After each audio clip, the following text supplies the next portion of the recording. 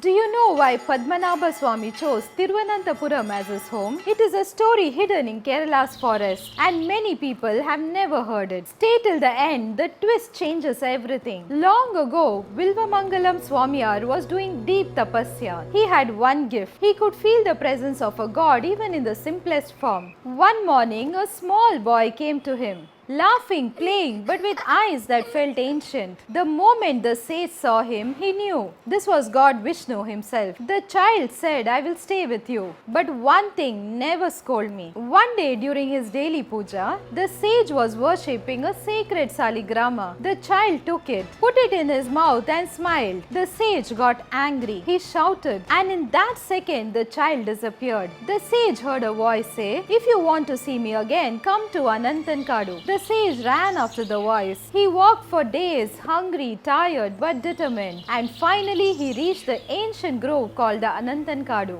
the old serpent forest. Under a huge ilupa tree, he saw that same child again, standing still, smiling. Before the sage could speak, the boy stepped back and entered the tree. As if the trunk opened to receive him, the ground shook. The ilupa tree cracked and fell with a thunderous crash. And from the fallen tree appeared Padmanabha Swami in Anantashayana, God Vishnu reclining on the serpent Ananta, his body stretched across the land, a form so huge no human eye could see it fully at once. The sage fell to the ground and cried, "Lord, how can I worship you like this?" Padmanabha Swami heard him, and the giant form began to shrink from miles to meters to a size the sage could finally bow down to. Vilvamangalam's journey was complete. He fell at the god's feet, grateful that Padmanabha Swami had forgiven him. Years later, when the kings of the land built a temple for Padmanabha, they faced one challenge. Even after shrinking, the god's reclining form was still very long. So they built 3 doors in the sanctum, one for his head, one for his lotus navel, and one for his sacred feet. And that is why even today, Padmanabha Swami is seen in 3 parts, because his form was too vast for a single human glance. That is how Padmanabha Swami came to Thiruvananthapuram. First as a small child, then as a form no eye could see in one glance,